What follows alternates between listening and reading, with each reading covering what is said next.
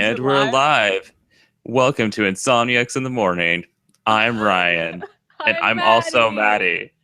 I'm Maddie. Oh, is it not switching between video? Please tell me. No, it is. It is. What? I like how you immediately freaked out. I immediately assumed it went wrong. I instantly assumed that. You know why? Because I'm tired. Yeah, so I'm tired. Maddie was just telling me before we started our broadcast that she's very exhausted because she's been recording this album after work, by the way. So yeah, I'm writing the tweet about this show, and come join us for coffee and me complaining about recording my album and send. Okay, so I have been working every day from 10 to 6 or 9 to 5 in some cases, because some days I had to get to the recording studio at 6. And so the time that we've booked has been from 6 to midnight every single day. Yeah. So, which is like a crazy amount of time. I mean, it's crazy. It's insane. So basically I'm working a full day and then I'm rushing to the recording studio to work what feels like a second full day. I want to die. And also on Wednesday we had to do 7 p.m. to 1 a.m. because Dan couldn't be there until 7. Oh my God. You mean 1 a.m. You just said 1 p.m. Yep. You're right. I did. I don't fucking know what I'm saying. So, okay. Well, the point is that, all right. So I'm really loopy. I'm as loopy as I've ever been in my life. I think it's crazy because ironically, because you work starting at 10 as opposed to 8 in the morning for your full-time job, you're getting out at 6 o'clock, and then you're going directly from after working 8 or 9 hours doing what is essentially artistic work. Yeah. And all day, and then you have to go and expend more of that energy. It's got to be hard. It's gonna be a great album when it comes out, but I can understand why. It sounds really great. It sounds incredibly good. I really can't say enough good things about Plaid Dog as a studio. Yeah, engineer wise, they're really great. So that part's great, and these were the times that they could work with us on that wouldn't have required all of us to take off a bunch of days of work. Okay, I'm in a different place from you because I was like, take off your clothes? What? That wouldn't have required us to get naked. This is one of those naked albums. You know what's funny? It's so rare that either of us takes off work that you assumed I was about to say some other noun. Yeah, no, pretty much. I know, right? Anything else? What could be taken off? Your hat? Work. Your wig? What's coming off right now? This is a really strange show. Take off to another planet? Rocket? I know. Yeah, well... okay, so, yeah, Ryan we're both... went to the beach yesterday, so that's I did. Cool. So, if you can see... Well, the people that are listening to the podcast can't see this at this point, but I am sunburned, which is a rare occasion for me because my Italian bloodline doesn't usually let that happen. But I think I just wasn't using, the strong enough, suntan lotion, and I was using the spray, which I love, but it's not quite as effective as the actual lotion. I read that recently, which is why I used suntan lotion instead of spray. So I'm just recommending everybody to do that. As easy it seems to just spray yourself. So I have sort of a weird sunburn going on. I always burn in the same places too. It's my face and shoulders, but nowhere else. So it doesn't matter that my entire body's in the sun. But yeah, I went to the beach with my mom and my sister, and it was great because it's like a Pagella family staples to go spend a lot of time out on the beach and sneaking some beers and spending a lot of time floating around the water. My mom is this is so my mom, Maddie, but so we have a collection of boogie boards because we're there and we get in the water. My mom's like, oh man, I want a boogie board, but I forgot to bring mine. So here, just go get another one. So this keeps happening. And meanwhile, we were in the water and she made us leave, walk to the store, buy a boogie board, bring it to her, who she never left the water during any of this. And so she's like, yeah, another boogie board. And I'm like, you need to stop. You just need to keep it in your car. And she's like, well, your dad's going to want to dry it up because he's super OCD. And I'm like, yeah, I know. But then you put it back into the car. Yeah, there's probably a million boogie boards that are quote unquote drying out in the garage. I know, pretty much. That's such a Pagella thing. You've been to my house. It's that kind of shit all the time, especially if it's beach related, because we take it it to the beach and bring it back and like rinse it out or whatever. But then it just like doesn't go anywhere after that. So oh man, oh yeah. well, that made me really want to go to the beach. Like seeing your photos and stuff. We can take another vacation to the beach once when your album's over. I think that's a good way to congratulate and reward yourself for. Yeah. All right. It'll be over sort of soon, but like not for a few more weeks because it's just that's how it is. Well, that's it's okay. It's not gonna be as bad. It's gonna be okay. It's gonna be okay, Maddie. It's not gonna be as bad as these 2 weeks. I don't think we're gonna do that many days in a row. But I don't know. I don't know. My entire social life and schedule is like completely up in the air because every time we have to do something for the album, I have to like drop everything. It's so dumb. Well, it's only a few more weeks, so.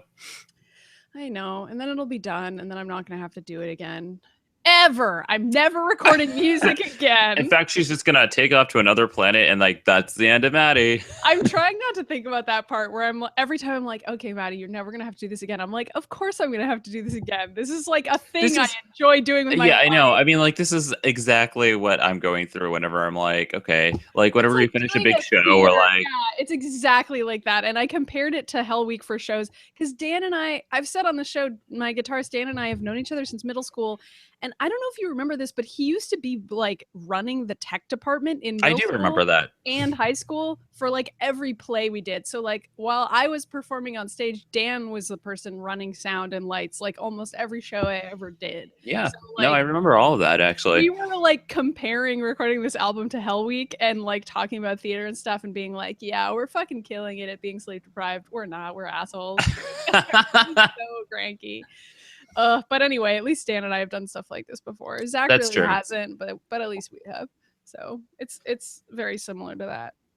And in that it sucks. I don't know. I mean, Hell Week is something that like it's like you and I like the chaos of it all. So I mean, like, yeah, I don't know. I mean, like, it sucks to like not get any sleep. But yeah, we don't have to keep harping on that. I'm complaining about that. That's okay. Last night was the first time I got any sleep at all since Sunday. I've been doing like 3 hours of increments every night, and I don't know what that's about because like I'm going to bed, but like I'm just not sleeping. So like that's been a thing all week. But last night I did, and that was nice. So I'm a little bit better than I normally am or have been. I've spent a lot of this week playing Pokemon Go, by the way. Oh, is that your transition into workout tips? Yes, it is. Okay. I don't have a good workout tip today. I know we jokingly said Pokemon Go, but like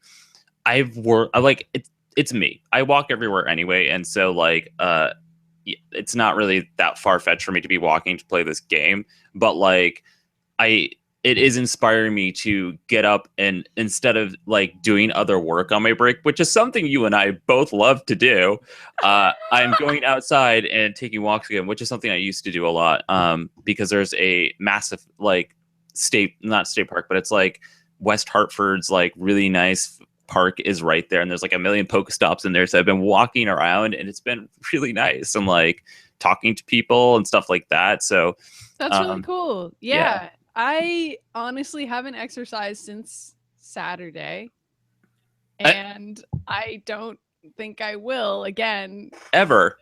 Yeah, ever. Well, because I've just been sitting in a tiny room nonstop. So. I know.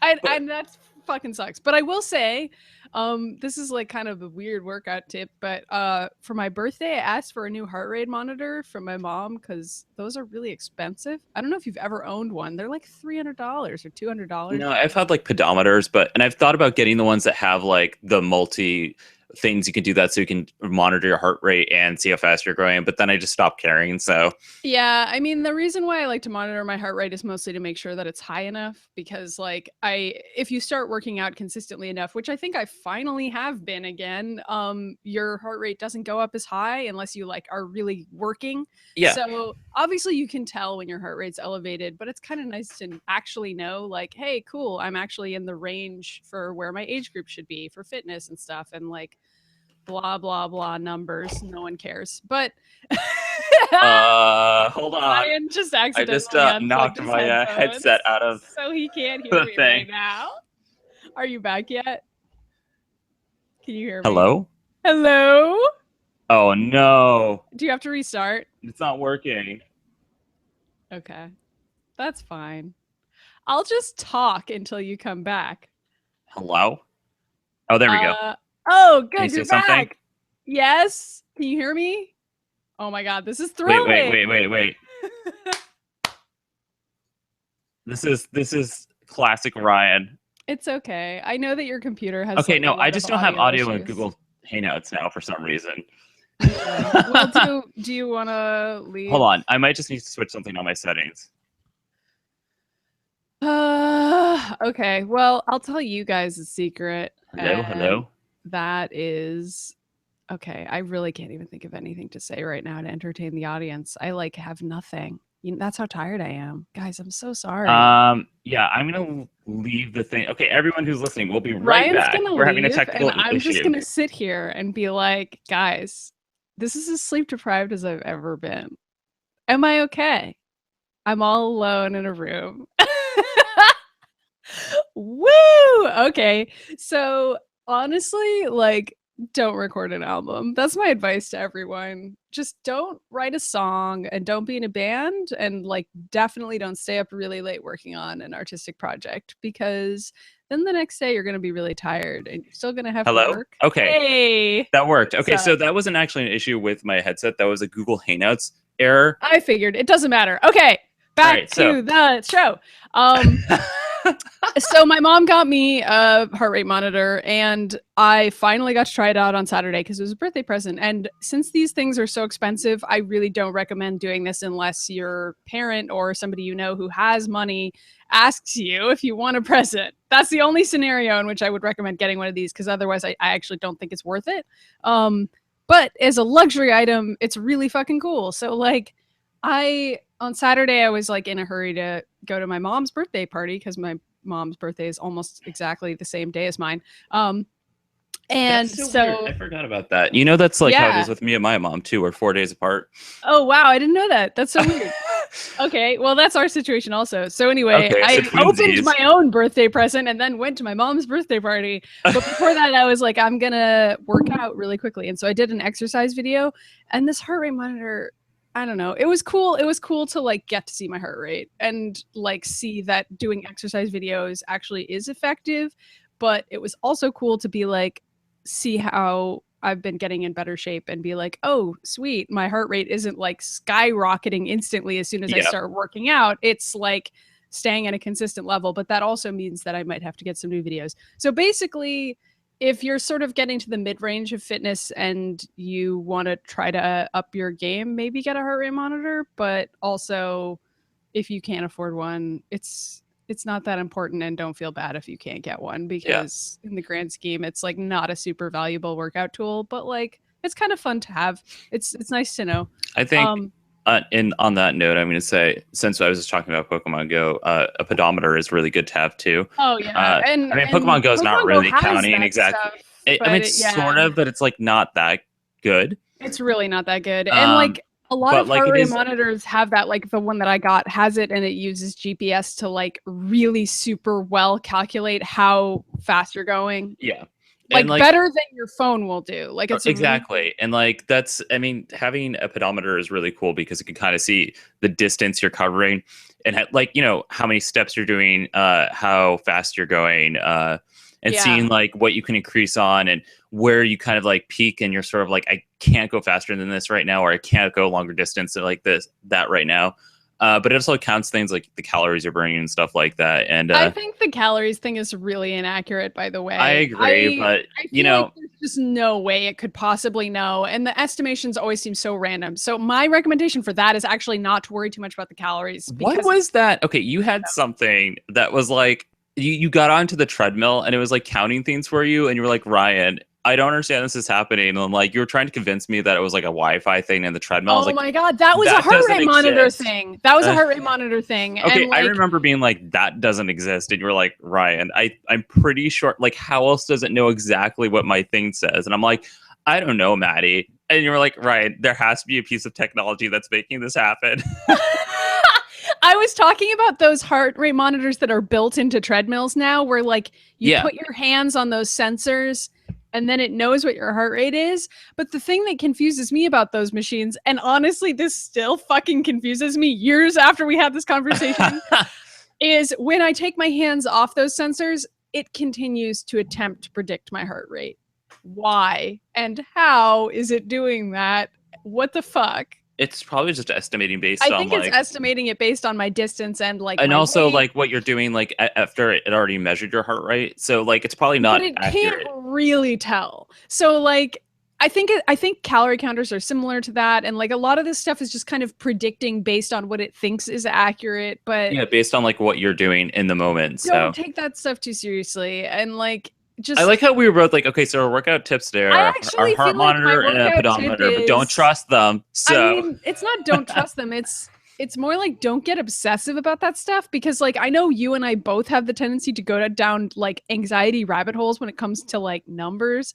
Like when I was in college, I did like a ton of crash dieting that was really bad for me, and like yeah, I remember basically that. treated my body like shit. I remember for a that few time years. you ate like diet cheese as a meal, and I was like, Maddie. Yeah, I was like, I kind of went through a fucked up phase for a while. So like, I don't ever want people to think that we're advocating that. So like, if you sense yourself going too far down that road, just like maybe take a break from dieting for a while and just eat what you want for a week. Like, it's gonna be fine. You're gonna be fine. You know what I mean? Like, don't start eating only diet cheese for a meal. Don't do what I did. That. Do not do that. You need, I mean, fun fact, you actually do need like things with carbs in it. No, you need food that is like gonna fill you, because like that helps you build muscle. If you're exercising a lot. lot. Like you need to like refill carbs, but if you cut carbs for too long, it's gonna get really hard to keep exercising. Really hard. You'll be really tired and like want to pass out. That's not fun. Anyway, I just want to let you know that we got a couple tweets towards us that were saying that like Pokemon Go has like helped people be active more in general. Yeah, and Gita wrote a really great article about that. Yeah, our friend Gita wrote a great article on mtv.com that talks about why Pokemon Go is so good and like how it's gotten her to go out of the house, and it's at a time of her life that's sort of like depressing for her. But it's doing that for a lot of people, and I think that's really great. So yeah, that's the part of it that I like the best. I like how we're just going to talk about Pokemon Go forever, but that's fine with me. So that's what everybody's doing. Pokemon Go is taking. I'm actually surprised that it's still like me such too. a huge trend. Like I guess we're no idea what into news now. I know, but I don't know how long the lifespan of it is. So I don't either, but apparently it's already outlasted like every other cell phone game in terms of longevity, so that's kind of neat. Yeah, I mean, if they want to keep it going though, they're gonna have to drop some other Pokemon in there somewhere, or they're gonna have to like introduce a new mechanic like trading or battling. Yeah. Yeah. But yeah, so morning news. All right, hold on. I gotta open up my sheet here. Ghostbusters. You saw Ghostbusters. I have not seen it yet. I'm really hoping to catch it this weekend. This was a little bit of a crazy week for me. I actually saw it. I'm really excited to see it. I haven't seen it, and I'm already being like, it's the best movie ever. I don't want to spoil it for you, so that's part of why I don't want to like get into too much detail about the actual movie. Well, okay, so tell us how you felt about seeing it, because really, I'm more interested in being like, how was it to see this Ghostbusters film that was like all women, number one? I was actually like really anxious that it would be bad. Yeah. Like, because there's so much scrutiny on this movie, like just so much pressure on it to be a certain thing or be a certain way. And like every time there's something that is even nominally feminist, the pressure upon it to be the correct thing is higher. Like we will judge this movie higher than we would have ever judged the original Ghostbusters. And when I say we, I obviously include like shitty men's rights activists, but I also include feminists, because like as a feminist, you want it to be let down so many times that then when something breaks your heart, it's like worse in a way, especially if it's trying to not suck. Do you know also, what I mean? You're also like, as a feminist, and I see this as a feminist too, it's sort of like you look at this thing that's supposed to be sort of a feminist piece and you're like, okay, hope it works out, because if it doesn't, then you're like, you are really let down, but then it's also sending the wrong message. Yeah. But from what I understand, that's not what's happening here. And I haven't seen it, so I can't. Would say that there's some pretty good messages in the movie. I think that there are also some weird messages in the movie. But I would say it's sort of like a good reflection of where Hollywood is at right now. And I said this, I did like a little mini review of Ghostbusters on the Mary Sue that doesn't have that many spoilers. It's like mild spoilers. Yeah. And I said all this stuff in the review too, which I can link because it's much more eloquent than I could be right now when I was sleep deprived. I mean, that's fine. But basically, I feel like the movie, the problems that the movie has are sort of like a reflection of where we're at, which is to say that like Leslie Jones, I think she's playing a hilarious and great character, but she's the only character who's not a scientist, and she's the only Black character who's in the core 4, and like that's already been pointed out as like weird by people. That is weird, and but it is weird. And in even within the context of the movie, it's kind of weird, and like that's depressing. But and there's other weird stuff too. Like, isn't there Holtzman is like theoretically a gay character, and Kay McKinnon is gay in real life, but Paul Feig couldn't get the studios to agree to let her character just be gay. And right, like, but they basically so imply in the movie that like her and Kristen Wiig are in a relationship. Yeah. Right?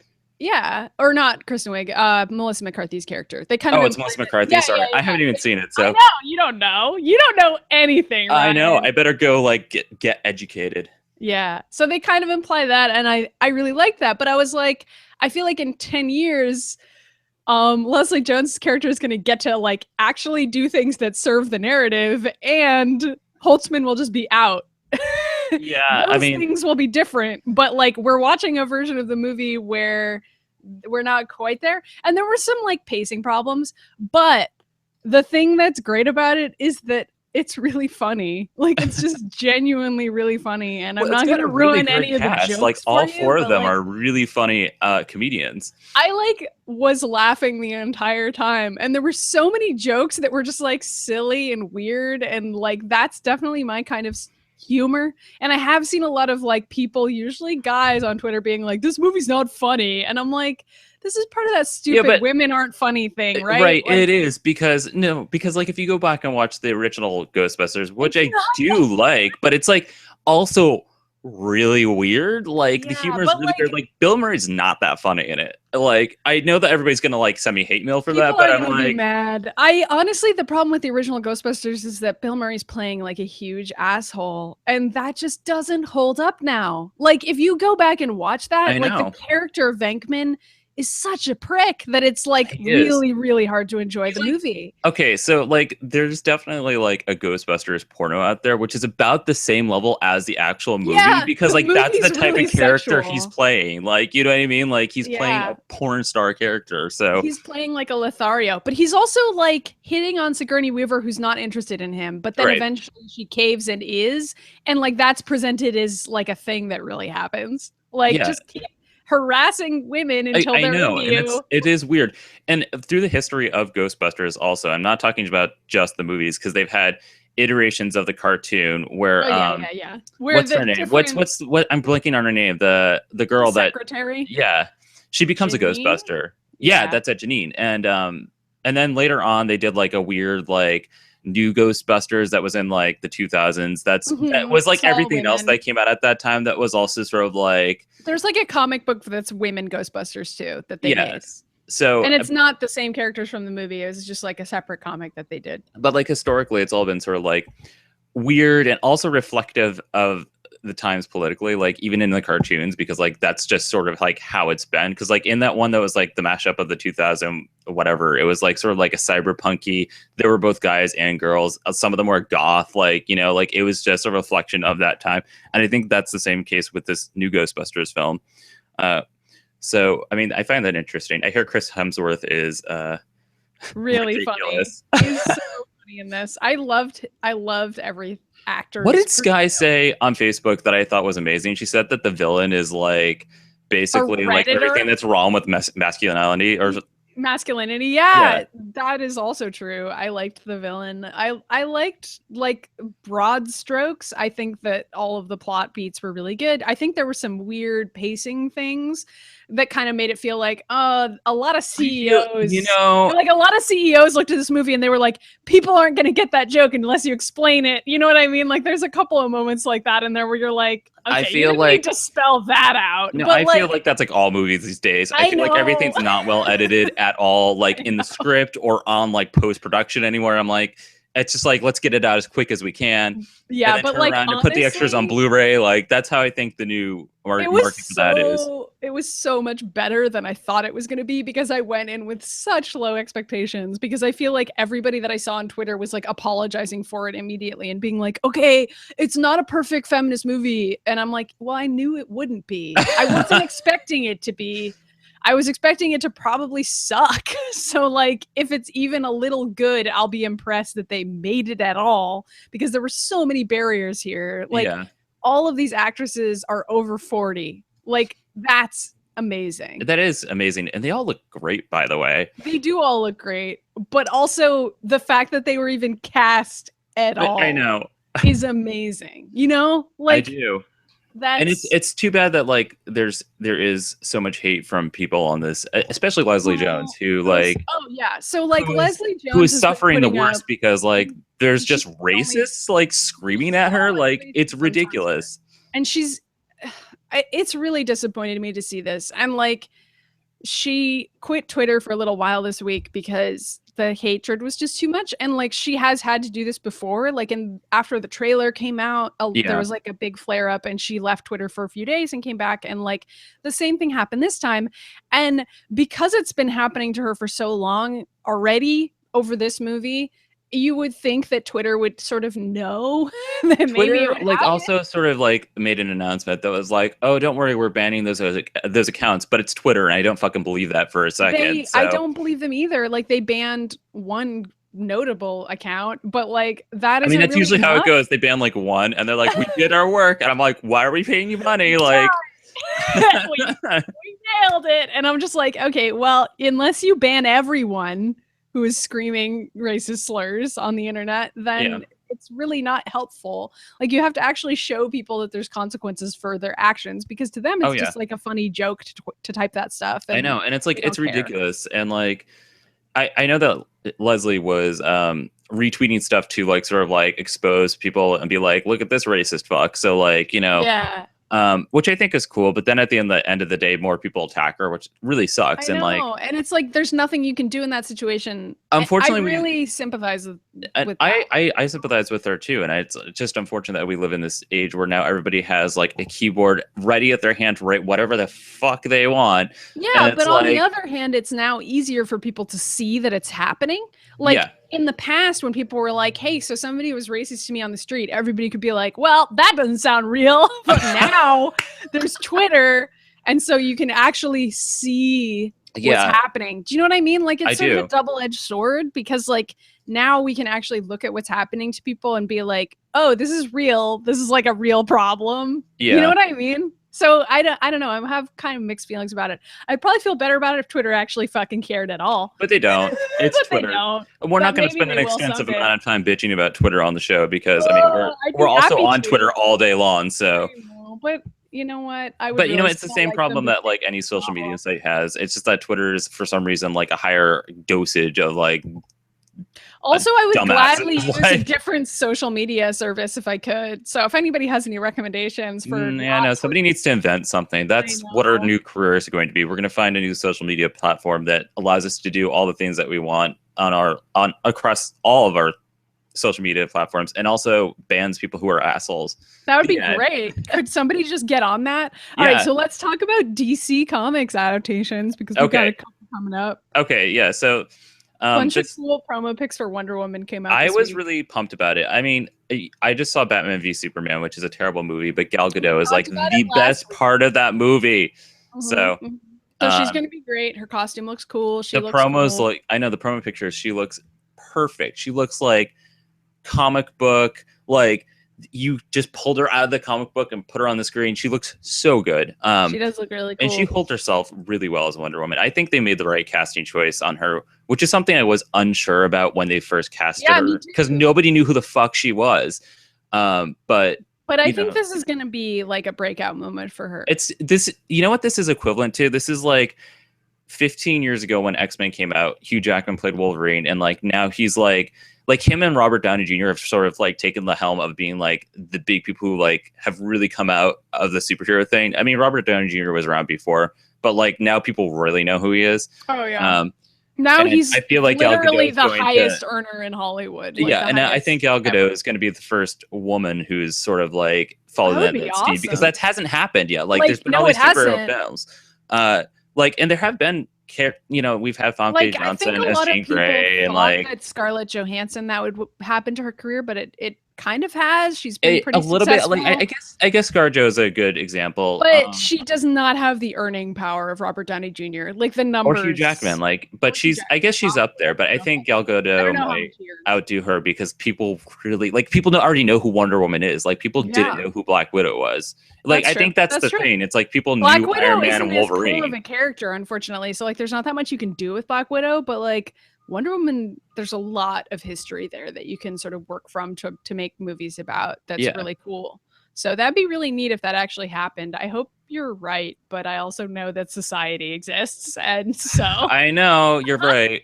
I mean, I'm trying to be positive about it. I know. I think it's a victory that we're even getting a Wonder Woman movie. Okay, if it became like Iron Man, where there's like 3 of them, and that's like a huge that'd deal, be great. And then in the 3rd movie, Wonder Woman like helps some kid out around Christmas. I don't know.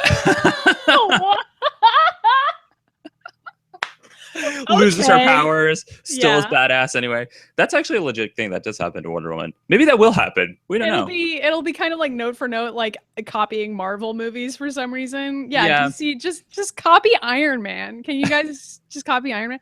All right, anyway. I don't know if that's a good idea. It's probably not. So there's other women that are going to make appearances in some of the CW shows, which are also of the DC universe. So I have not seen any of Supergirl, but they were just talking about I gotta watch that show. I do too. They just aren't streaming it anywhere yet. Like, I have Hulu and Prime and Netflix, and it's like not anywhere. I'm like, they're gonna put it on anywhere. Well, maybe they will, because isn't all the CW stuff going to Netflix? Isn't that a thing that's happening? But Supergirl's a CBS show, and they air all those episodes at CBS.com, and I think they're creating like a CBS specific streaming service. That is so. Okay, first of all, it's very weird that it's on CBS and has crossed over with The Flash, which is a CW show. Yeah. So now that it's on the CW, I think you'll be able to watch it on Netflix after the show's over. But I don't know what's happening to the first season. I don't know. Well, I mean, we'll find out. But anyway, so they're talking about how in the next season of Supergirl, Batwoman is coming, and also Barbara Gordon as Oracle or Batgirl. I don't actually think they're going to be the Bat family, because it seems like they've had trouble translating that to the CW world, or like it's never happened in Smallville or Arrow or even Birds of Prey, which happened in Gotham City. Like, the Bat people just never were there. So I think chances are we may see Barbara Gordon as Oracle, or like, a young Barbara Gordon, or Batwoman as in like Kate Kane as like her military, you know what I mean? Like, I feel like that's a thing that's going to happen. But they're talking about Barbara Gordon being a reoccurring character who's going to like sort of play an important part in Supergirl's season 2, which would be really cool, because I love Barbara Gordon. She's like my favorite DC superhero besides Black Canary and Huntress. I like Birds of Prey. Yeah, that sounds really cool. I'm pretty pumped about that. Also things that are coming out. Somebody sent us a game. Is that what you want to say? I was going to say that, but what are you skipping to? Let's stay in order. That's a good idea. So somebody sent us a game on Twitter. Because we're games journalists. No, we're not. Well, I think sometimes I've had this happen before. I did back when I was doing more Let's Plays, I had a game sent to me that was like Ninja Jump or something like that. And it was also a mobile game. And somebody reached out to us and sent us a mobile game called Geometry Flail, which is by Wonnered Games. And they sent it to me. And they actually sent it to me 3 weeks ago, but I'm really bad about keeping up with like all the, like, I'm managing like 20 social media accounts. So like, if you ever need to send something to me, it's really like, send it to me on atomicblueproductions.com, like, because I will get it there. But so he sent this game, and it's called Geometry Flail, and it's like one of those games where you tap the screen a lot to make your little thing jump around. And it's like this pink little square thing, and like there's all sorts of obstacles that are flying onto the screen that sort of look like Tetris blocks and like little spikes. And that's pretty much the extent of the game, is like you're collecting little blue diamonds and like stars and stuff like that. It's very simple. Sort of reminds me of when I used to download old computer games, like for my Macintosh, when they were trying to experiment with gaming on the Mac. So I actually really liked that because it was nostalgic for me. I think there actually is a sort of like a mathematical equation to how blocks and things are appearing in the game. And I couldn't tell you because I'm fucking terrible at math. So I think like there's a pattern that I'm just not seeing and probably will not see. If you're good at math, you might be. Yeah, but it's a cute game and it's free and I recommend it. And I actually enjoy playing it like when you're taking a break from Pokemon Go, because when I'm sitting somewhere where I'm not walking around, Pokemon Go is suddenly not useful anymore. And I do like things that are quick and fast and like I can just sort of like do while I'm doing something else, like if I'm watching a show. Plus, you love simple. mobile games. You play way more of them than I do. I usually spend about a week on a new game and then I'll like delete it or whatever. Just because I like. Everyone does that. That's normal. Yeah, I mean, like, and sort of like I just like fucking around on. I don't know. It's like it's funny that I'm even into mobile games because I am such a like console and PC gamer. But yeah, but you've also always liked handheld games, and mobile games are just a further extension of that world. I mean, I had a Game Boy growing up and a Game Gear, so like that's sort of where it all. So it's weird that I'm not that into mobile games. But I think what the reason why I like mobile games is that it's a lot of indie developers, and that sort of like brings me back to our roots for both the PC and the Mac. It's also like a lot of people's first game, they like their first ever game they made. Like in this case, this might be person's like early game. Yeah, exactly. And it's sort of like an experimental phase, and that's why I like mobile games. So I recommend it. It's, you know, like play it for a little bit. Like it's a very easy game. So yeah, I recommend checking it out. Cool. We other can do news, whatever you want. There's so many things on this list. Well, you know what's great is that I think other than like the massive one and a couple things, all the rest of it's just sort of like mentions. But something that's happening this week, or may have already happened this week, is the Loud House is a show on Nickelodeon, which is a cartoon, and it's featured two gay men as parents in it, which is like as a married couple, which is big.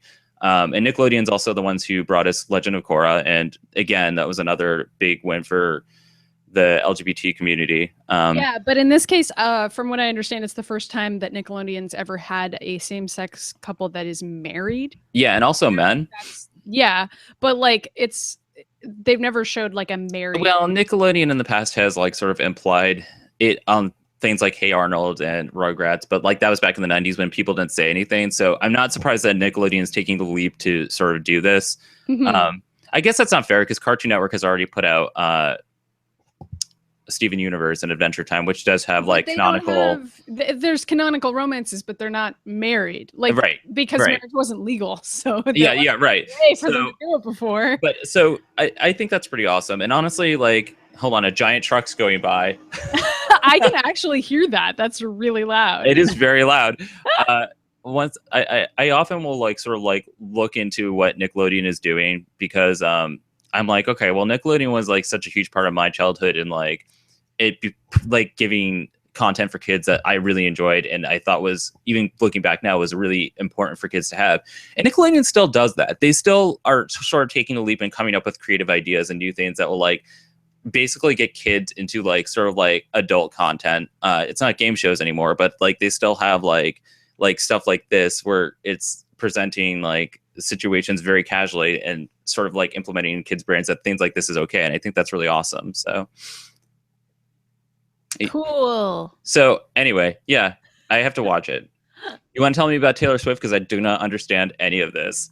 Okay. I'm not okay. I'm not a pop music person. I'm just going to recommend an article that Gita linked earlier this week because I could explain this, but it's almost 9:50 and we don't have all the time in the world. But there's this article at a site called verysmartbrothers.com and it's by Damon Young and it's called How Taylor Swift is the Most Dangerous Type of White Woman Explained. And it's sort of about how Taylor Swift like used her marketing power to kind of screw over Kanye West and Kim Kardashian and try to make them look like they don't know what they're doing. But I think they do. And so I think this is a good article. It also explains how all three of these people are really rich and annoying, but how we should probably still like understand what happened and like how marketing works for musicians.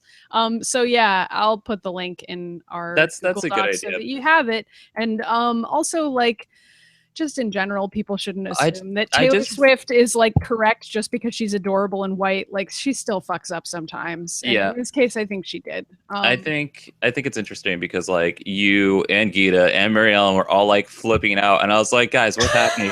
I'm over here catching a ride-on at the beach right now. What's happening? The tape. And Ryan was like, what are you talking about? And we were like, whatever, Ryan. I'm like in the middle of a park trying to catch a Pokemon, and everyone's like, you're not a real friend. I'm like, what's happening? The three of us are here to explain it to you. Or this article is here. It's a great article. Yeah, send it to me and I'll put it in the links for the YouTube channel. Sure. I put it in the Google Doc. Oh, anyway, awesome. Other points. Star Wars Rebels Season 3 trailer came out, which I'm excited about because I do watch Rebels. Everybody looks adult. It looks like Ezra might be dabbling in the dark side. I want to know what happened to Ahsoka because, spoiler alert, people think that she died at the last end at the end of the season, but you don't explicitly see that. So this is a kids show. No one's Star Wars has never been like, I know, I'm just kidding. Even like on Clone Wars, they were just like, it was not. But anyway, it looks good. I guess Wedge is in it, who I like. I don't fucking care about this character. Why do we keep on revisiting him? So so you have mixed feelings, is what that plot point is. Yeah, pretty much. But I'm excited about it. And for people that haven't been watching Star Wars Rebels and have seen bits of Clone Wars, Rebels is very different because it's centered around the same 6 characters. Sort of in a Firefly-esque manner. So it's like cool. I actually liked it better than Firefly, what I saw of it. I didn't stay caught up with it, but I really liked the first few episodes and then completely forgot it existed because I have too much going on in my life. That's true. I get that. There's a character, Sabine, who's sort of like a bounty hunter, Boba Fett type that keeps changing her hair, and it changed again, and she looks great as usual. She's like who you want to be your best friend. She's really awesome. She's a little punk. So I'm excited about that. Cool. Right. Do you want to skip the rest of this? There's so much stuff. I'll just say there's an NES Classic Edition coming out, and I guess it's got a bunch of Nintendo video games that you can now I don't know. It's a retro something thing. I should buy for you for your birthday. No, I don't need that. I have an actual NES and a triloader and like a billion NES games. But for those of you that weren't here alive in the 90s, doesn't need. No, anything. I am gonna say if you weren't alive during the time that the Nintendo was a big thing, like the original NES, you can get this and play all the original games with the original controller, and I think that's cool. It is cool. They're also probably going to be really hard. Yeah, they are very hard. And also a flashback is DuckTales is being remade, and they released some sneak peek art, and a lot of people are into it. I love the art style. Look it up. Our friend Katie hates it. You're not surprised about that. And finally, there's a Fan-O-Rama. You're just doing all the list. Okay, fine. There's a Fan-O-Rama, like Futurama fan-made film. I thought it looked really weird. Ryan thought it looked cool. I think Leela's eye looks weird. That's it. Go check it out. All right. Anyway, so that's it. No, we can't skip the last thing because no. I know. I mean, that was like I just blew through all the rest of it. But so He-Man, the original TV show, is getting a new episode that's being released. Yes, they're remaking He-Man, and it's actually just the original He-Man again. Like the art style for it is just He-Man. Well, it's the same really weird production team that made the original show, so it looks way better because the original He-Man, the art, the graphics. I mean, sure, so but like, there's some things about the original show that I really love. Sure, that's why it's my throwback this week. Yeah, it is. But one of the things I do like about the art in the original show is that like it all had like beautiful watercolor backgrounds. Which the backgrounds were really cool, which I think they saved because all of the backgrounds exactly. Trailer, and I think what you are referencing is the way that they like run around and stuff is like super shitty because it was like that same animation style for everything back in like the 70s and 80s. Drawn, and they were trying to cut a lot of corners, so they would like basically just skip a bunch of frames or like reuse the same of them like running and like blinking and like it looks really bad to our modern eyes. But anyway, the trailer for He-Man, The Curse of the Three Chairs, which is the name of a new episode that's going to debut at Comic-Con this weekend, I think, like San Diego Comic-Con, right? Something big like that. And it's like in a parking lot. So there's going to be plenty of space for people to go and see this. Yeah. So the trailer for it just looks like an old episode of He-Man. The only thing about it that was like kind of weird to me was that the voice acting didn't really sound quite right. Probably. Yeah, but like I think what are you going to do? It's been like 35 years. I know. But like it was a little weird to watch it and be like, that guy doesn't sound like Skeletor. I don't know if you had that experience where you were I did, it. but I also like, I'm like, is that because of the recording production that is like now super high quality in comparison to like 80s I or couldn't what? tell what the difference was, but it was like a much more understated version of Skeletor. And then I was kind of like, is that just because every Skeletor that I think about now is like an exaggerated parody of what Skeletor is really like? And if I mean, that's possible. Back, I mean, he's got a ridiculous like monarch-esque voice that like people have been parodying. Because in this trailer, it's not like He-Man, like he's not doing any of that stuff. He's just like talking in a normal voice. I was rewatching a lot of the He-Man episodes recently, and I sort of remember his voice being ridiculous, but I think you're right that it's not as ridiculous as like a Robot Chicken makes it. Yeah, and I think it's like when he's really upset, his voice escalates to be like, yeah, but he doesn't actually do that all the time. No, he doesn't. Saves that for the moments when he really needs it. And like every parody just emphasizes that over the top performance that he does. True.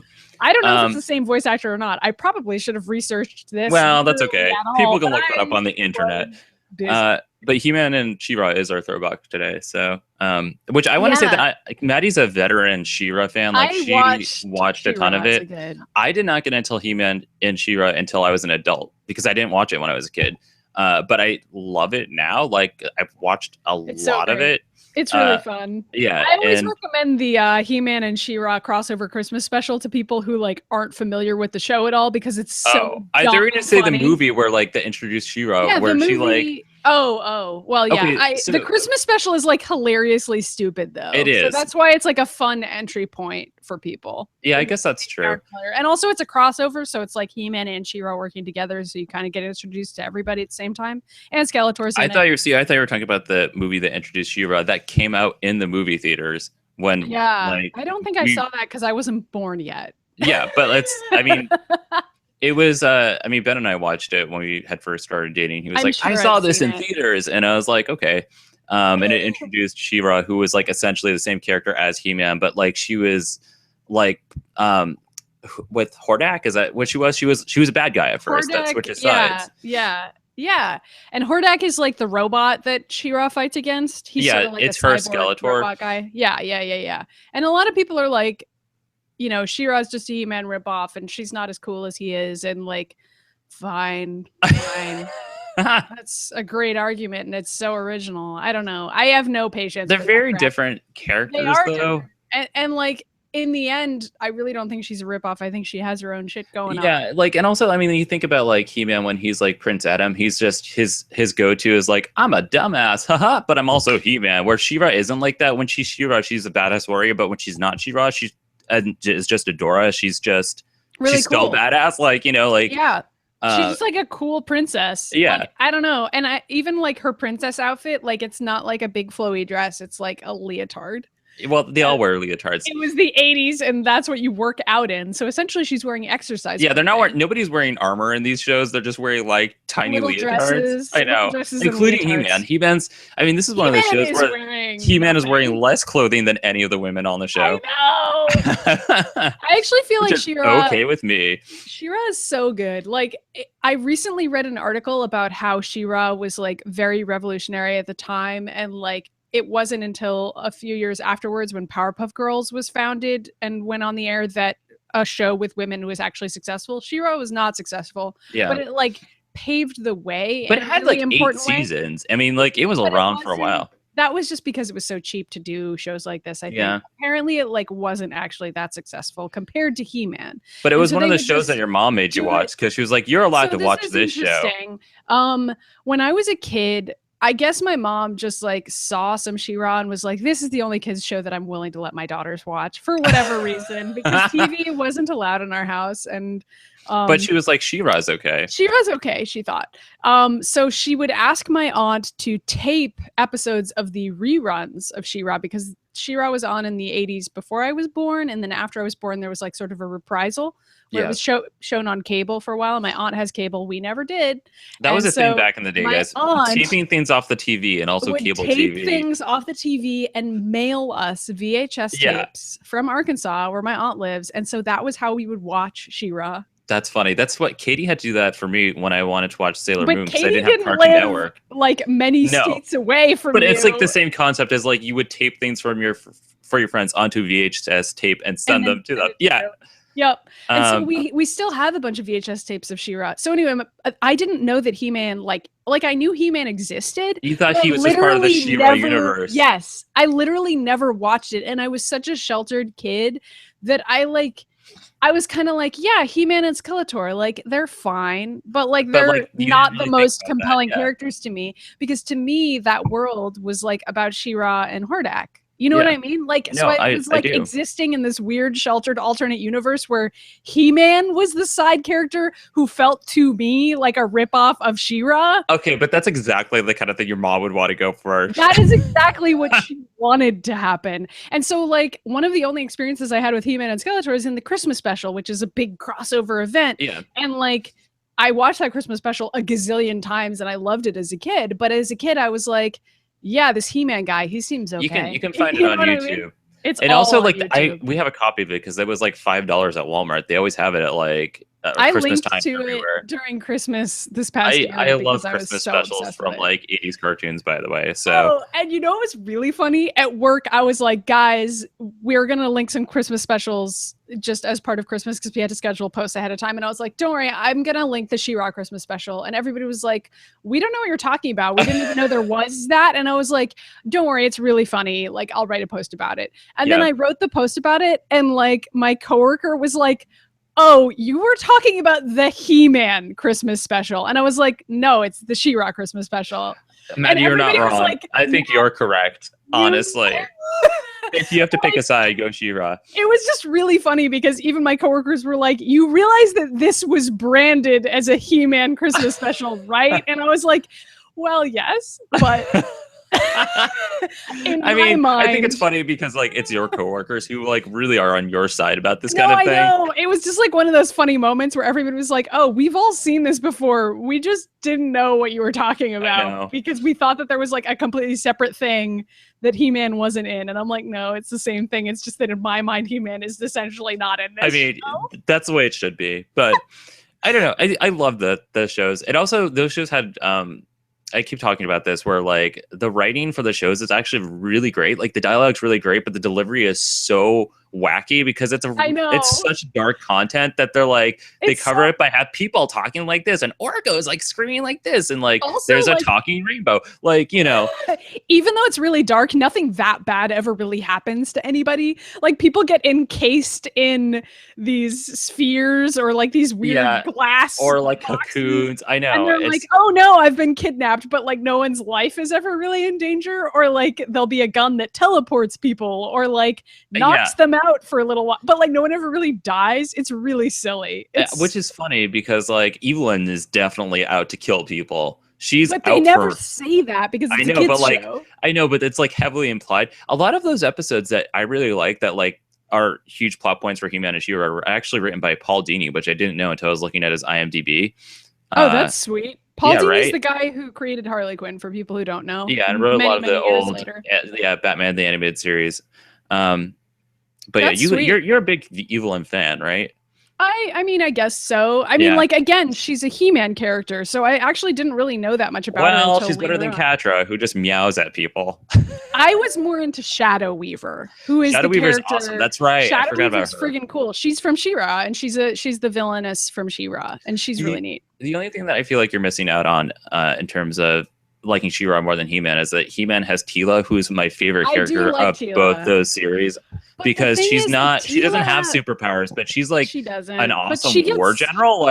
She is cool, but there's a lot of times in He-Man when Teela gets screwed over, she gets kidnapped or just doesn't get to do anything. And I agree. He-Man, but she's also one of those characters that runs into battle when they're like, what should we do? And they turn around and Teela's already at a cannon, Yeah, I mean, they're trying, but I still think that when it comes to gender representation, She-Ra's obviously the better show. I agree. That doesn't mean that Teela's not still really cool, though. She is. Yeah. All right, let's do some reader mail because it's 10 o'clock. Yay! And also, everybody go watch the He-Man and She-Ra Christmas special. Please have to look it up that way because it's the She-Ra Christmas special. Oh, okay. Okay. Thank you. Thank you very much. All right, hold on. We had a couple recipes like sent to us, but I'm gonna read the reader mail first. So Taylor emailed us again, which is awesome. Thank you, Taylor. He is always sending us stuff. It says, "Hi, Maddy and Ryan. After a few weeks of feeling stressed and out of ideas, I buckled down and finished a few side projects that I've been putting off. I felt incredibly relieved. Realistically, I know that my ideas don't have to be completely original to be good, but I struggle with valuing and appreciating my work. How do you remind yourself that your work is good? Love the show, Taylor." I feel like we've had this question in the past, and like the problem is that Maddy and I like think everything we do is terrible. But I mean, the uplifting answer is that at least we have a lot of fun making it. Yeah, like, exactly. That is something that we really try to prioritize. Also, I was sort of thinking about this just yesterday and today, where I'm like, I feel like I've done all these projects, and like, has it actually like moved me forward in life? And yes and no. I feel like a lot of it has, and I feel like I have gotten better over the years. And sort of like something that Maddy and I love to do is our throwbacks, where we look at like really old shit that we made to laugh at. But then you have to look at it and be like, okay, our work obviously isn't that terrible, because if you look at where we came from and stuff that we worked on before. Wait, like, I have to tell you something. What? My mom watched D-Men. She watched our version where we're doing the commentary. And at her birthday, she told me this. And I was like, holy shit, Mom. I didn't know you watched that. And she loved it. And she had never seen it before. What, D-Men? I thought she saw D-Men. She'd never seen it. She like saw parts of it, but she never like watched all of it. And she finally watched it because you and I put up the commentary on YouTube, and apparently she watched all of it and just didn't tell me. That's hilarious. I love your mom so much. So like, anyway, but that inspired this sort of conversation between my family, because like Mink, my sister, was there. She's in the movie too, where we were like, it was actually really incredible that we did that. And even though Demon is fucking terrible and is blatantly a ripoff of like 12 other better movies. What is a parody movie? We're parodying these movies, or we're just like ripping them off. Yeah. It was still really great. And like, I look back on that and I'm just like, I'm so glad that we made that and that we worked so hard on it. And I agree. And like, that's how I was feeling about things. Like how I feel about my work now. Like, even when I make stuff and I'm like, this wasn't very good. I mean, we do that all the time. We're like, is this even good? But like, in that retrospect of like looking back, I mean, you see that our production and quality has gotten better over the years, and you're kind of like, okay, we don't suck. And secondly, like, we've like Maddy and I have taken on giant projects and been like, oh, that wasn't even good. But then we look back and it's like, it's so crazy that we even made it happen. Like, yeah, and like, we still watch old stuff or old shows that we've done, and even at the time when we were like, this is terrible, and like now we're like, this is terrible, I'm still always really proud of us for doing whatever it was. Yeah, I mean, we staged like over 100 shows together, like actual like live production. Amazing. No, but I mean, like a lot of the time, like, and I feel like what Taylor's getting at is like, how do you sort of like make you feel like your work is good? Because a lot of the time Maddy and I would get off stage and be like, was that even like good? Like, even if the crowd is cheering, we're like, was that like acceptable? And there's been shows in that have completely fallen apart too, and we're like, but like, even looking back on those, it's sort of like we were trying to orchestrate something with like 20 people who didn't even really come in to rehearse sometimes. So like, you know, it's a miracle that even happened. So I think sort of like on that level, and even like personally, like I look at my artwork, for example, like I do illustrate sometimes, and I'm always like, I'm terrible at it, but then later on I'll look back and be like, this is good. So really the key is to keep on looking back on stuff that you've already done. Give it a while. I remember when I was in art school, they always like told us to do that. And also like, if we were working on something, put it down and like walk away from it and look at it from afar to see what it looks like from far away, and see if there's anything you want to change, or if it actually is good. Because most of the time, something that you're working on, no matter what it is, what kind of project it is, looking at it right there in front of your face doesn't make you feel good right in that moment. So yeah, but I mean, I guess that advice also applies to like even shows or videos or games or whatever you happen to be working on. Like, if it sucks, then you're gonna get to laugh at it in 5 years and be like, man, I worked hard on this and like I had such a great time making it. Yeah, like, I mean, that's the attitude that I try to have about stuff. And that's the part of like, good, I mean, then that's even better. Yeah, being an artist is hard because like we're both artists, and like, you know, like it's such a huge part of us to try and make it perfect, even though it has like no real world like value, but it's to us. And like, that's what you need to remember, is that you're doing it for you. So yeah. Also, like, it's going to be better than D-Men, whatever it is. Yeah, whatever it is. I mean, go watch D-Men. It will be better than that. I'm just so psyched my mom watched D-Men. Anyway. Me too. I hope she watches D2 and gives us a commentary on that also. I actually don't know. She can survive it. We talked about that a little bit. Even Mink hasn't actually gotten around to watching D2 yet. No, I know a lot of people haven't. It's because D2 is really bad. Really it's really bad. It's like a reflection of how goth and like emo we were at the time. So yeah. All right, one more. We got a couple more emails, and we got to get going. So James emailed us again, a simple question, and James always emails us. So thank you, James. He just says, "Hey guys, I was wondering what you guys' favorite pizza toppings are." So nice. easy one. Thank you, James. I'm personally a huge fan of pineapple. Because I don't put like meat on stuff, so I like pineapple and like jalapeno peppers together, which is like the weirdest combo, but I think it's because it's hot and sweet, so you know. That's a pizza I would literally never order. I know. Whenever we get together, we're like, what pizza should we order? And I always present something and everyone like looks at me like I'm crazy. You've actually stopped doing that. At this point, I'm just like, just get cheese. Yeah, which is nice of you because I think nobody wants jalapeno peppers and pineapple. And sorry, Ryan, but no one does.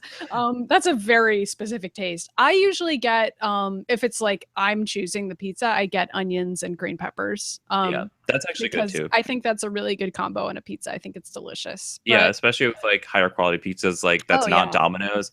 And it's like actual vegetables that like aren't just sitting in a can or a plastic bin for 1,000 years. Yeah. Then I also like eggplant and ricotta, and also I like broccoli on pizza. Fancy schmancy. Yeah. Depends on where I like certain types of toppings from different places. So like whatever like kind of pizza place it is that I already go to a lot, I'm like, this is the type of pizza I like from here, because every pizza is sort of made differently. So yeah, but also like I will totally just eat a slice of cheese pizza and enjoy the hell out of it. Like, that's my go-to. Pizza's pretty fucking good no matter what. Like I spent a lot of years at the mall hanging out eating pizza, so I still do. I'm not gonna lie about that. I think that might need to be my career. Pizza at the mall. Okay, that's what you're gonna devote your life to. I hope you still have time to make videos with me. Yeah, at the mall. Okay. We have one more email before our Skye's thing. And it's from hold on, I'm trying to see if there's a name on here. Okay, well, I feel like this person has emailed us in the past about the gym membership thing, and they said, hey there, I don't have a question this time, but your talk of salads inspired me to write in. I'll warn Ryan ahead of time that he won't like this one. Thanks. Think of a standard Greek salad. Now think of that salad in a household where one parent doesn't like olives or cucumbers. That's me. I actually do not like olives. Main ingredients: tomatoes, onion, crumbly feta. You play with the quantities, but the general proportions are tomato over onion over cheese. Since the feta is always the most expensive part of the dish, I usually scale things based on the volume of cheese on hand or to fit in one of these 12-inch bowls. And you send a picture of a bowl. Prep: drain the feta and chop everything the way you like it. I prefer my tomato in 1-inch wedges and my onion slices slightly longer. Lay a bed of onion in the bottom of the dish and an inch or two thick. Then layer your feta on top of that. Next come the tomatoes. They generally fill in close to the top of the edge of the bowl. You can toss the tomatoes ahead of time with some salt and oregano. Ooh, I love oregano. But I don't tend to bother. Drizzle your weird Greek trifle creation with olive oil, then cover it up and refrigerate to marinate. Because how long do you let it sit depends on how bitey your onion is. The tomato juice, salt, and oil will create a vinaigrette and work their magic. Leaving the leftovers in the liquid will continue to enhance the flavor. Toss carefully and serve over the slotted spoon. This actually sounds really good. So I actually like this tomatoes, onion, and crumbly feta thing. And I actually make a pasta salad that I let marinate like in the same way. And it really does help to do it that way. That sounds pretty good. Yeah, it does really good. It's also only like 3 ingredients, so even if I mean, like that goes a long way. By the recipes on our show, I think this is a good example of how salad is really great, and you can do a lot with it with just very little, and it lasts days. Yeah, and also even if you don't like a lot of vegetables, marinate, you know. Yeah, so, and like even if you don't like a lot of vegetables, you can just like put only 2 in, and it's still vegetables. Like you're still eating something great. So it's really awesome. Thank you for sending that in. That sounds really good. I'm sort of craving salad now. Yeah. When am I not? I know, same. So Skye's recipe and joke corner.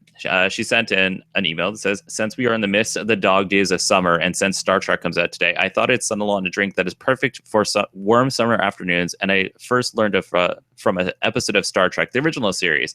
It requires a handful of mint leaves, about 10 or so, sprig for garnish, 1.5 teaspoons of superfine sugar, seltzer water, crushed ice, 2.5 ounces of bourbon whiskey. Oh, I like this already. Place the leaves at the bottom of the oldest fashioned glass you have, then top with the sugar. Muddle these ingredients, aka crush them like how Zarya crushes the enemy. Oh my God, Skye, I love you. Until the leaves begin to break down. Add a splash of seltzer water and then fill the glass 3/4 full with ice. Add bourbon, splash seltzer, then stir and garnish. Enjoy your drink. That sounds really good, Skye.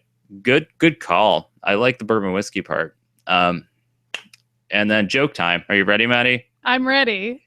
I watched Hellraiser a few weeks back, so Netflix has been suggesting a bunch of horror films today to me. Today, I decided to take a plunge and watch a few. I ended up seeing something truly horrifying that will haunt me for the rest of my days until they lay me to rest. Babadook, Human Centipede? No, none of these. It was when I took a break and flipped on CNN, only to see Donald Trump speak at the RNC. For a minute, I thought I was watching Iron Sky again. Oh. Editor's note, Iron Sky is that direct Netflix movie about Nazis from the moon. That seems about right. I've been in the recording studio all week, so I missed the entire RNC, and of course I'm just so sad. I'm so sad that You're not missing anything. You are not missing anything whatsoever. So yeah, we have these are all salad and drink recipes. Okay. I already gave my salad recipe last time. I so know. I feel like we're running out of recipes here. I was going to give a completely different recipe, which is not a good summer recipe, but is one of my favorites, which is this is not a vegetarian recipe. I'm sorry, Ryan. But like I really like mac fuck me then. I know. I really like mac and cheese. Annie's mac and cheese is really easy to make, but I can, make the fancy schmancy way too, I guess. And so there's like no vegetables in that. So I'm always trying to come up with ways to like add something to that dish. So usually I'll like dice up some garlic and onions and some turkey sausage and like maybe some broccoli if I have broccoli, and toss all of that into the mac and cheese after it's all cooked. And it's really good. And it's especially really good if you like saute all of those things in a little saucepan while the pasta's cooking. That sounds really good. Like the pasta takes 10 minutes to cook. I dice up the veggies and throw them into a pan at the same time with little olive oil and saute that stuff while the pasta's finishing cooking, and then drain it, and then everything's ready to go. And it takes like, I don't know, 10 or 15 minutes to do all that. It's really easy. It's one of my favorite go-to lunches. It's very hot to be eating this time of year. Well, yeah, but it sounds like something that would be perfect in the winter. It is. And it's also really good if you have a cold. That's one of my favorite. That's right, because you had a cold. I did, but that was a while ago. But also I made this yesterday just because I wasn't really in the mood to eat it. So I just turned on the AC and was like, I'm eating some hot mac and cheese. Oh, well. But I really wanted to. I'll still eat hot food in the middle of the summer. Like, I don't care about that. Although it's kind of a strange, like, summer thing. But whatever. I love jalapenos and jalapeno poppers, which I eat in the middle of summer, then like are also hot, spicy wise, and also are cooked really hot. So those are things I really like to eat. Do you make those yourself? Do you have a jalapeno poppers recipe? I don't have a recipe. I just buy the ones in a fucking box and eat those. But that's fine. I think that counts as a recipe. I mean, sure. I mean, I like spicy things. So like, I think the challenge is like when you have a cold and you're trying to eat something that makes you feel better, and you're already like 1,000,000 degrees, it's tough to find something. Yeah, but having spicy stuff when you have a cold is actually kind of great because and that's sort of what I was getting at, is that you can eat a lot of spicy foods, and for me, I love jalapenos, so like jalapeno anything, and I put jalapenos and everything. So if you want something to taste good, jalapeno poppers is the way to go, and that's what I'm going to say because it's 10:20 when we need to go. Okay, well, I guess that's it. Bye forever. It was a good run. Follow us on YouTube at Insomniacs in the Morning, which is this channel, or you can subscribe to us on iTunes, where there's an audio-only version of this show that I painstakingly edit every week, and it goes up on a random day whenever I happen to finish editing it. And I get to uploading it. And if you don't have iTunes, you can download it at atomicblueproductions.com. Yeah, which is also our main YouTube channel, Atomic Blue Productions. And I'll be posting some more little clips from here. because I have not been doing that. Things have been a little crazy, but okay. I will be back on that soon. Shit happens. And you can follow Atomic Blue Productions on Instagram, Tumblr, Facebook, and Twitter. And you can follow Maddy and I at Dr. Yoshi2 and Samas Clone on Twitter. But I'm assuming you already do. So yeah, I mean how else would you even find this show? That's actually a really good point. Apparently people do find it just by like searching around YouTube and stuff, but it's I just assume everybody comes from Twitter because that's like the only that's how I know that's where like most of my social interaction Let us know is. how you find the show. Yeah, actually that's a good idea. And email us at insomniacs in the morning at gmail.com. Yeah. Okay. Do those things. All right, we gotta go. Happy Friday. Have a good weekend. Enjoy the weekend and summer, everyone. So yeah. Bye. Those things. Bye guys. Bye.